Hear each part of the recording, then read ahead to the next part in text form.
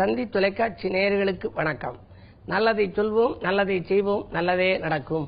ஒரு வாழ்க்கையில் நல்லது நடக்க வேண்டும் என்று சொன்னால் நல்லதை சொல்ல வேண்டும், நல்லதை செய்ய வேண்டும். அந்த அடிப்படையில் இன்றைக்கு 5/4/2016 செவ்வாய்க்கிழமை சதய நட்சத்திரம் காலை 7:44 வரை, பிறகு பூரட்டாதி நட்சத்திரம். இன்றைக்கு மாத சிவராத்திரி மற்றும் பிரதோஷம். சகல தோஷங்களிலிருந்தும் விடுபட வேண்டுமானால் பிரதோஷத்தன்றைக்கு நந்தியம்பெருமானை வழிபாடு செய்ய வேண்டும். நந்தி கொம்புலியே நாயகனை பார்த்தால் சிந்தித்த காரியங்களிலெல்லாம் ஜெயமாகும் என்று சொல்லி, இன்றைக்கு நான் உங்களுக்கு சொல்ல இருக்கிற நல்ல கருத்து, அதாவது ஒவ்வொருத்தருக்கும் ஜாதகத்தில் ஒவ்வொரு திசை இருக்கும். நமக்கு ஒருத்தருக்கு சூரிய திசை நடக்கும், ஒருத்தருக்கு சந்திர திசை நடக்கும், ஒருத்தருக்கு புதன் திசை நடக்கும். எந்த திசைக்கு எந்த தெய்வம் அப்படிங்கறது தெரிஞ்சுக்கிட்டா கோயிலுக்கு போற போது அதை கொஞ்சம் டீப்பா நல்லா கும்பிடலாம். ஒருத்தருக்கு ஒரு பெரிய செல்வந்தர், காரைக்குடி, அவருக்கு 3 குழந்தைகள் எல்லாம் அமெரிக்காவில் இருக்காங்க. ஆனா அவங்க குழந்தைகளுக்கெல்லாம் அவ்வளவு தெய்வ நம்பிக்கை கிடையாது. கல்யாணமே செஞ்சுக்கல, வரட்டா அப்படின்னு சொல்லி 30 வருஷம் ஆச்சு பையங்களுக்கெல்லாம். பெண்ணுக்கு 27 வருஷம் ஆச்சு. இப்படி கல்யாணம் முடியல, அப்படி ரொம்ப அவர் வருத்தப்பட்டார். இப்ப என்ன சாமி கும்பிடுறது அப்படின்னாரு. 63 வழிபாடுன்னு ஒண்ணு இருக்கு. அது சிவாலயங்கள்ல இருக்கும். 63 நாயன்மார், சில இடத்துல தொகையடியார்களோட சேர்ந்தும் இருக்கும். 72 தெய்வங்கள் இருக்கும். அது மாதிரி உள்ள 63 வழிபாட்டை நீங்க மேற்கொள்ளுங்க.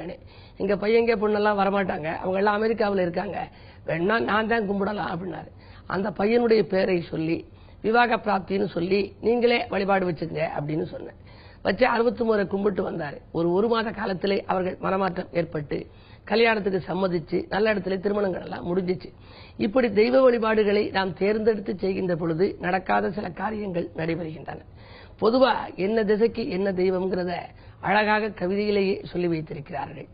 சிவனுக்கு சூரியனாம், திங்களுக்கோ அம்பிகையாம், கவனமுடன் பூஜிக்கும் கந்தனவன் செவ்வாய்க்காம். ஒருத்தருக்கு சூரியேசன் நடந்தா சிவனை கும்பிட வேண்டும், சந்திரேசன் நடந்துச்சு அப்படின்னா அம்பிகை வழிபாடு செய்ய வேண்டும். கவனமுடன் பூஜிக்கும் கந்தனவன் செவ்வாய்க்காம். செவ்வாய் திசை ஒருத்தருக்கு நடந்தா கந்த பெருமானை பூஜிக்க வேண்டும். அவனி புகழ் ஸ்ரீராமன் அடுத்து வரும் புதனுக்காம். புதன் திசை நடந்தா ராமர் வழிபாடு. குருவிற்கு தென்முகத்தார் கொண்டு வரும் சுக்கிரனுக்கு இலக்குமியின் வழிபாடாம். ஏழில் கேட்கும் சனிக்கோ அனுமன் அருகிருந்தால் அனைத்தும் நலமாகும். சனீசன் நடந்துச்சு அப்படின்னா அனுமன் பக்கத்தில் இருக்கணுமா. ஆஞ்சநேயர் வழிபாடு அல்லல்களை தீர்க்கும் என்று சொல்கிறார்கள். அதே போல ராகுவிற்கு துர்க்கை நலம் தரும் சக்தியாம். தேக நலம் யாவும் பெற செல்வாக்கு அதிகம் வர ஆகமொத்தம் திசாபுத்தி அனைத்து காலமுமே வாகான கணபதியை வணங்கி மகிழ்ந்திடுவீர். என்ன திசை நடந்தாலும் கணபதியை மட்டும் மறக்கக்கூடாது. ஜாதகத்தில் கேது திசை நடந்துவிட்டால் கற்பகமூர்த்தி, கேட்டவரம் தந்திடுவாய் கற்பகமூர்த்தி, ஏது திசை நடந்தாலும் கற்பகமூர்த்தி, இனிய பலன் தந்திடுவாய் கற்பகமூர்த்தின்னு ஒரு கற்பகமூர்த்தி பாடல் உண்டு. கேது திசைக்கு தான் கும்பிடணும்னு இல்ல, விநாயக பெருமான எந்த திசை நடந்தாலும் பிள்ளையாரை கும்பிட வேண்டும். கேதுவிற்கு மட்டுமல்ல, கேட்ட வரம் அத்தனையும் ஆதரித்து கொடுக்கும் ஆணைமுக பெருமானை சாதனைகள் நிறுத்த சந்திப்பீர் நாள்தோறும் சொல்லி அந்த கவிதை முடியுது.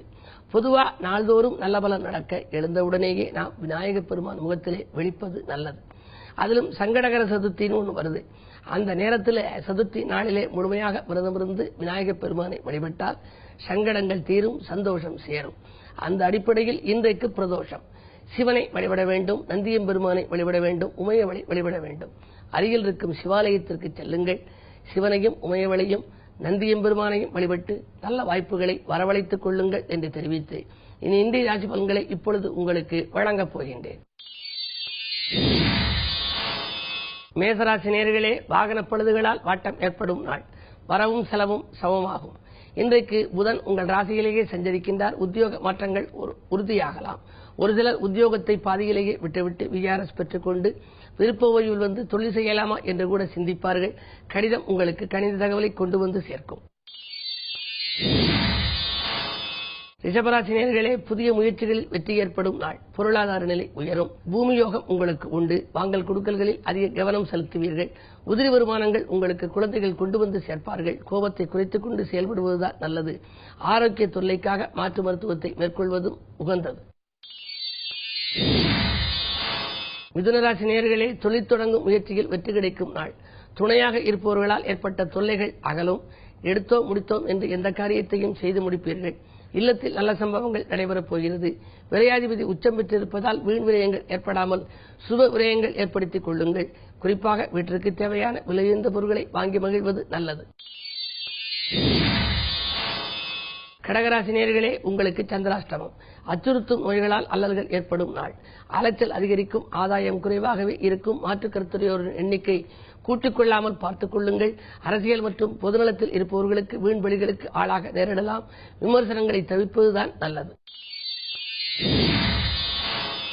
சிம்மராசி நேயர்களே, ஆலய வழிபாட்டால் ஆனந்தம் காண வேண்டிய நாள். அடுத்தவர்களுக்கு ஆலோசனை உங்கள் முன்னேற்றத்திற்கு வித்திடும். குருவின் பரிபூர்ண பார்வை 7ஆம் இடத்தில் பதிவதால் வரன்கள் வாயில் தேடி வந்தும். வீடு கட்டும் முயற்சி அல்லது வாங்கும் முயற்சியிலும் உங்களுக்கு அனுகூலங்கள் கிடைக்கலாம். பொதுநலத்தில் இருப்பவர்களுக்கு புதிய பொறுப்புகள் கிடைக்கும். நேற்றைய பிரச்சனை இன்று நல்ல முடிவுக்கு வரும். நிகழ்கால தேவைகள் பூர்த்தியாகும். கன்னிராசி நேயர்களே, தன்னம்பிக்கையால் தக்க பலன் கிடைக்கும் நாள். தடைகளை முறியடித்து வெற்றி காண்பீர்கள். எந்த செயலையும் எடுத்தோம் முடித்தோம் என்று செய்து முடிக்க இயலும். செவ்வாய் சனி சேர்க்கை 3ஆம் இடத்தில் இருப்பதால் உடன்பிறப்புகள் உங்கள் குணமறிந்து நடந்து கொள்வார்களா என்பது சந்தேகம்தான். மாற்று இனத்தவர்கள் உங்களுக்கு உறுதுணையாக இருப்பார்கள். போட்டிகளில் நீங்கள் வெற்றி காண்பீர்கள். மாலை நேரத்தில் மங்கள தகவல் இல்லம் தேடி வந்து சேரும். துலாம் ராசி நேயர்களே, உங்களுக்கு செல்வம் வழி செய்தி சிந்திக்க வைக்கும் நாள். செய்தொழிலில் முன்னேற்றம் உண்டு. செயல்பாடுகளில் வெற்றி கிடைக்கும். செல்வாக்கு மேலோங்கும்.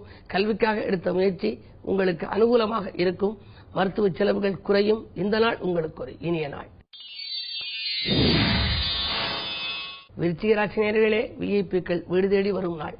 விரும்பிய காரியத்தை விரும்பிய நேரத்தில் செய்து முடிப்பீர்கள். வரவு திருப்திகரமாகவே இருக்கிறது. நட்பு வட்டம் விரியும். நண்பர்கள் நல்ல தகவல்களை கொண்டு வந்து சேர்ப்பார்கள். உடன்பிறப்புகளால் உங்களுக்கு ஆதாயம் உண்டு. வாகன மாற்றம் செய்ய முன்வருவீர்கள். தனுசு ராசி நேயர்களே, உங்களுக்கெல்லாம் நலமுடன் வாழ நண்பர்கள் கை கொடுத்து உதவும் நாள். நாடி வரும் வாய்ப்புகளை உபயோகப்படுத்திக் கொள்ளுங்கள். குறு பார்ப்பதால் குழப்பங்கள் தீரும். குதூகலம் கூடும். பதவி உயர்வு, ஊதிய உயர்வு போன்றவைகள் எதிர்பார்த்தபடியே வந்து சேரும் நாள் இந்த நாள். மகர ராசி நேயர்களே, தன்னிச்சையாக செயல்பட்டு சாதனை படைக்கும் நாள். இன்றைக்கு தனவரவு திருப்திகரமாகவே இருக்கிறது. வாழ்க்கை தேவைகள் பூர்த்தியாகும். உடன்பிறப்புகளில் ஒத்துழைப்பு கிடைத்து மகிழ்வீர்கள். நேற்றைய பிரச்சனை இந்த நல்ல முடிவுக்கு வரும். நிகழ்கால தேவைகள் பூர்த்தியாகும். கும்பராசி நேயர்களே, உங்களுக்கெல்லாம் அரசு வழியில் அனுகூலம் கிடைத்து மகிழும் நாள். ஆதாயம் உங்களுக்கு அதிகமாகவே கிடைக்கும். ஆதரவு கரம் நீட்டுபவர்களின் எண்ணிக்கை உயரும். திருமண முயற்சிகளிலும் அனுகூலம் உண்டு. தெய்வீக சிந்தனை மேலோங்கும். இந்த நாள் உங்களுக்கு ஒரு இனிய நாள். மீனராசி நேயர்களே, சுக்கிரன் உச்சத்தோடும் சூரியனோடும் இணைந்து உங்கள் ராசியில் சஞ்சரிப்பதால் பகை நீங்கி பாசம் கூடும் நாளாக இந்த நாளை நினைக்கலாம். விலகிச் சென்றவர்கள் விரும்பி வந்து சேர்வார்கள். வியாபார விரோதங்கள் விலகும். உறவினர்கள் பகையும் அகலும். பாக பிரிவினைகள் சுமூகமாக முடியும். தொழிலில் எதிர்பார்த்தபடியே உங்களுக்கு லாபம் கிடைக்கும். எதிரிகள் விலகுவர். மாற்று மருத்துவத்தால் உடல்நலமும் சீராகும். குரு 6ல் சஞ்சரிப்பதால் மறைந்த குரு வக்ர இயக்கத்தில் இருப்பதால் நல்ல வாய்ப்புகள் இல்லம் தேடி இன்று வருவதற்கான சூழ்நிலை இருக்கிறது. மேலும் விவரங்கள் அறிய தினத்தந்தி படியுங்கள்.